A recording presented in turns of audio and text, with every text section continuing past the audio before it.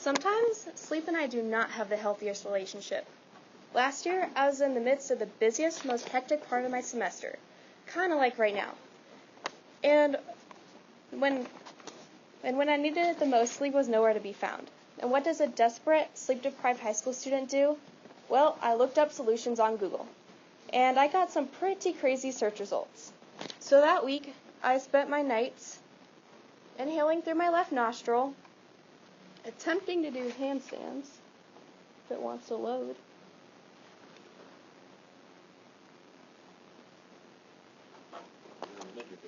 What?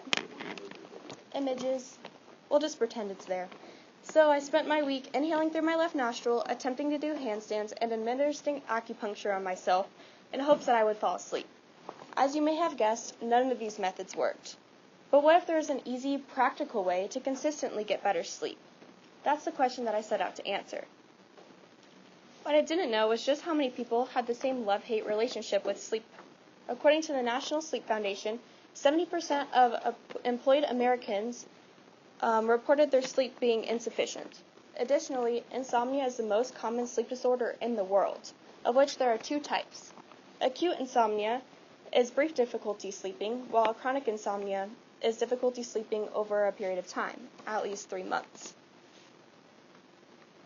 50% of people have at least one symptom of insomnia, a few nights per week.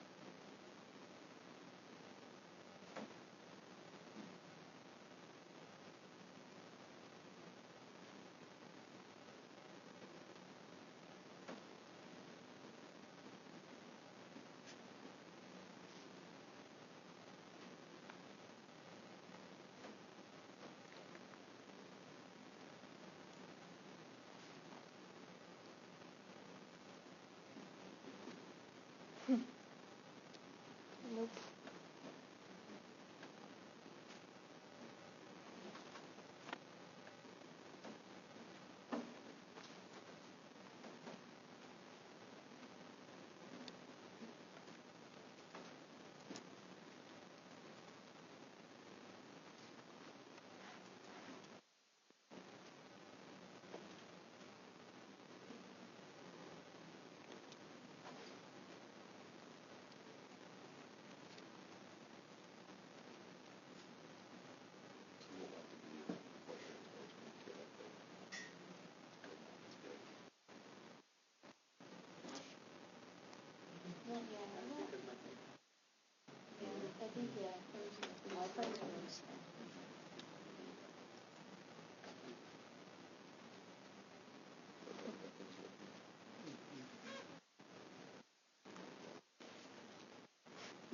I'm a master of technical issues. And that's why I see. Getting there.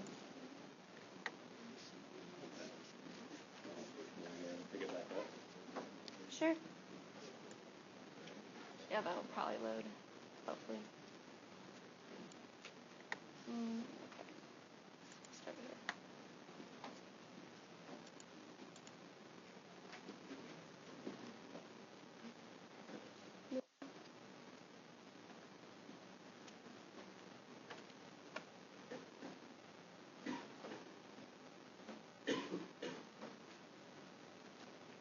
Okay, try it again. Okay, so acute insomnia is brief difficulty sleeping, while chronic insomnia is disrupted sleeping for at least 3 months. What you may not have known is 50% of people have at least one symptom of insomnia a few nights per week for an extended amount of time. This includes trouble falling asleep, waking up frequently, waking up too early, or feeling drowsy after waking up. So if you fit these descriptions, you might be part of half of the class with acute insomnia. Luckily, getting better sleep could be as simple as educating yourself about sleeping methods and applying them to your daily routine. This is what inspired my acronym, self-education, or self-ed. Each of the letters stands for a simple yet reliable sleeping method that can be utilized easily and effectively. The first sleeping method is stress management. Yes, I know what you guys are all thinking, like this is all you came up with for the entire semester, but the best part of these tips that I'm going to give you is they are extremely easy and practical, yet they are extremely effective. As I'm sure we all have experienced, stress inhibits our ability to fall asleep and to get into a deep, sound sleep. Naturally, combating this stress is going to help us sleep better, but by how much? Or according to a Stanford University study in 2009, simply attending a 6-week meditation course helped people fall asleep twice as quickly. Imagine how wonderful it would feel to fall asleep in 15 minutes versus 30. The second sleeping method is exercise. The National Sleep Foundation found that regardless of intensity, 51% of people perceive their sleep to be better on days that they exercised. This means that each one of you can participate in an activity of your choice, whether it be lifting weights at the gym or just going for a walk around your neighborhood. Also, I was always told that exercising before bed made it harder to sleep. However, this study found that this is wrong. Out of 736 respondents, only 4% of people said that when exercising vigorously within 4 hours of going to bed, that their sleep was decreased. So, if your free time happens to be at 8 o'clock at night, feel free to go ahead and exercise. It's actually going to help you sleep better. Light therapy is yet another way to make you sleep better. It helps reinforce your circadian rhythm, which is a phenomenon that induces sleep patterns. So when the eye is exposed to light, this signal is sent to the pineal gland in your brain, which is what controls circadian rhythm. When light signals hit the pineal gland, it's unable to produce melatonin, which is a hormone that makes you sleepy. However, when it's dark, the pineal gland does not receive these signals and is able to produce melatonin, which actually makes you tired. So therefore, stimulating or prohibiting melatonin production by manipulating light exposure is an effective way to get better sleep. So getting sunlight in the morning while you're going for a walk or in the evening can help increase wakefulness, so that way you can stay up longer to do things like finish this project. Also, in the wintertime, it gets dark way too early to do this. So they have come up with this thing called a light therapy box. And the light therapy box is an alternative to sunlight and can also help increase wakefulness throughout the day. Another, and my favorite method for getting better sleep, is eating. You got to eat foods that contain melatonin, which is the sleep hormone, magnesium, which helps your muscles relax, or calcium, which helps stabilize nerve fibers. And these all can help you sleep faster. So Martin Reed is an expert on how sleep affects, on how food affects how you sleep. He suggests that you eat a bowl of oatmeal with bananas and cherries because it contains magnesium, melatonin, and calcium all in one. Additionally, Louisiana State University did a study and discovered that participants who drink 1 glass of cherry juice twice per day for 2 weeks got an average of 85 minutes more sleep per day, which is absolutely crazy. There are also 3 main factors that I found that decrease sleep quality. The first is eating a large meal. Eating a large meal can take 2 to 3 hours to digest, so you want to avoid this before going to bed. The second is caffeine. I'm sure we all knew this, but taking caffeine even 6 hours before you go to bed can decrease the amount of time you sleep by 1 hour, because caffeine limits your ability to get into a deep, sound sleep and get the restorative sleep needed to feel rejuvenated the next day. The last thing to avoid is alcohol. Although it can work as an initial sedative, the London Sleep Center found that alcohol disrupts the second half of your sleep significantly. Another factor is having a good sleeping environment. The National Sleep Foundation recommends that your bedroom is between 60 to 66 degrees.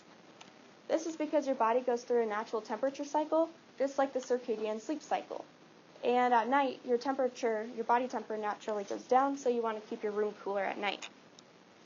Your room should also be as dark as possible, so light can't prohibit the amount of melatonin produced. So this means no electronics, including phones or TVs. As many times as you've heard this, still 71% of Americans sleep with or next to their phones. So, as interesting as that 50th YouTube video is, please put your phone down. Finally, I have probably the most simple tip for you. This is getting enough sleep or controlling your duration of sleep. Due to the average circadian rhythm of a human, the average teenager needs 8 to 10 hours of sleep, as you probably know, and the average adult needs 7 to 9 hours of sleep. How many of you guys on a typical school night get the 8 hours of recommended sleep? Exactly, like 2 of us. So, like you guys, I do not get enough sleep. And in order to feel good and rejuvenated the next day, this is a must. Each of these tactics works differently on each of us. The key is to try each of these methods and figure out what works best for you. So I conducted an experiment on myself to see how these sleeping methods affected me. I recorded how much sleep I got with each method and logged how I felt the next day. Personally, I felt that exercising helped me out the most.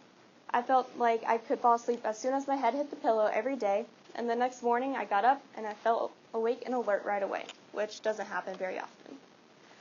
Also, I thought light therapy was really helpful. On the weekends, I would get up, go for a walk, and I would wake up really easily. And in the evenings, I would also go for a walk or just sit out on the deck, and I felt like I could be awake for longer. I hope that each one of you finds the magical combination that works for you. It'll take a little bit of time and experimentation to find your magical combination, but sleep is too important to be ignored. If you are part of the 70% of Americans who get insufficient sleep, experiment with the methods of self-ed. Your mind and body will appreciate it. Thank you.